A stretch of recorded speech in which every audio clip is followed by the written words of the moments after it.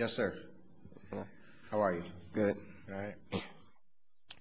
Good morning, Chairman Thomas and members of the committee. My name is Khalis Marshall. I am 19 years old and I've been living in D.C. all my life and raised in the Columbia Heights area of D.C. I recently graduated from Columbia Heights Educational Campus and I'm participating in a program called Radio Rootz, part of People's Production House program. People's Production House has led the way in teaching journalism and investigative reporting to youth all around. The program Radio Rootz, which I am pleased to be a part of, teaches youth in high schools and around neighborhoods not only journalism, but how to be leaders in their own community. Also, Radio Rootz teaches how to look into an issue and be able to present that issue for thousands to listen and or watch. Through our program, youth, including me, undergo situations that will change their lives forever, learn media literacy, and have a better understanding of world and community topics. And we are taught how to teach others and give them opportunities to change their community. I'm here today to ask you to reconsider the funding cuts for the D.C. Commission on the Arts and Humanities, which might have an effect on Humanities Council of Washington, D.C. People's Production House received a grant from Humanities Council of Washington, D.C. for its Radio Rootz program. The program gets youth off the streets and into a program that teaches them media literacy and basic investigative and language skills that will take them further in life. It also allows them to dig deep into issues facing their everyday lives and education and be able to present those issues to people all over the nation. For instance, the first project I was a part of and helped lead was the awareness of lack of guidance counselors in DC public schools, which help kids figure out their lives after high school. And during this time, my fellow participants and I, with the help of Radio Rootz coordinators, did an investigation on DCPS. We interviewed fellow teachers and students about the issue. We did everything from contacting the teachers, students, DCPS administrators to conducting the interviews ourselves and edited the piece before it aired on the radio all around the country.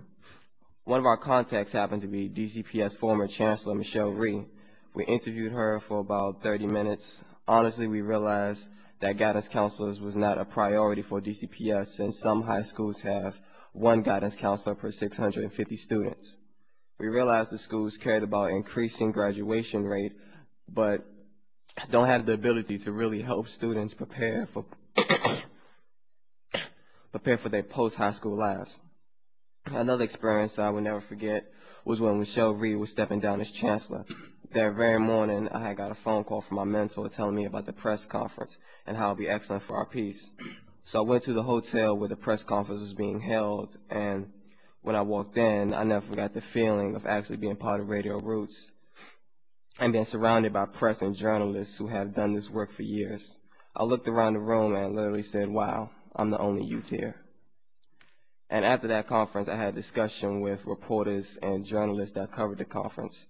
With saying that, I had left the hotel after the press conference empowered and ready for the next big life-altering event. This experience is what I hope for the youth after they go through this program. That is a part of the reason I stayed with Rootz. During the school year, Radio Rootz comes into a school and we have programs there to teach everyday students media literacy and how to be journalists and an investigative reporter. And during the summer, we partner up with an organization to teach their students in the program the same skills we teach during the school year. These same youth will go out with us and report on issues or topics of their choice, just like real reporters and journalists do now. Some students come along with our program after they've completed their summer, and they continue to learn more with us and build a stronger bond with all those involved. The most unique feature with us is that we are not a program that just runs a certain amount of time and doing the same thing. Those involved have the option to go through our program and within a year or two end up working for People's Production House. If they choose to stay, since I'm interested in film and media, while I took a year off and decided to work with Radio Rootz while I prepare for college. Now I get to teach students in the area of Columbia Heights and those in my neighborhood the programs that keep them busy and off the streets and doing something positive. Unfortunately, funding is tight. There's a chance Radio Rootz not be able to pay me starting June 1st, and I need to have the job to help support my little brother and mom who also works very hard. If the Humanities Council doesn't receive their money, most people like me will be impacted and not receive the opportunities that I've had. So please help us with the funding cuts and let us continue to change the lives of youth around D.C. and to inspire those like me to also help their communities. Funding from the D.C. Commissions in Arts and Humanities has been crucial to the success of the Humanities Council initiative, and wholeheartedly support the Commission's effort in bringing youth programs like Radio Rootz into the community. Thank you. Finally, I will hope the council members will come to our screening of our latest project on student dropouts in DCPS for the PBS NewsHour, and to see, hear, and listen to, to see, hear, meet, and listen to the youth themselves as we present our hard work to the world. Mr. Marshall, you did a wonderful job, and I think we would applaud you today. So we're going to do that, all right? Let me just say that, and also, if you haven't made a school of choice, you can always go to the wonderful Bowie State University School of Journalism that I graduated from. That's my plug, and I'll write a letter for you.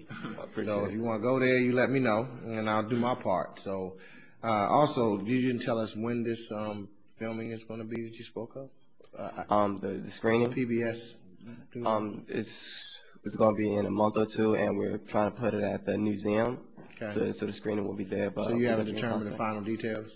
Mm-mm. Are you having problems getting those final details done? To some degree, yes, but we're still in the process of working everything out, because we're trying to bring in more money to help support us so we can stay stable and to help us with the screening and whatever. Well, Mr. Pittman to my left here can help you alleviate some of your administrative blocks. I don't know about the money part, but I know he can make some phone calls and do some things to help you expedite what you're trying to accomplish. So if you have those problems, just let us know. Appreciate it. I want to thank all the panelists. As you know, we have a number of other panelists that I don't want to keep all day, but thank you for your testimony.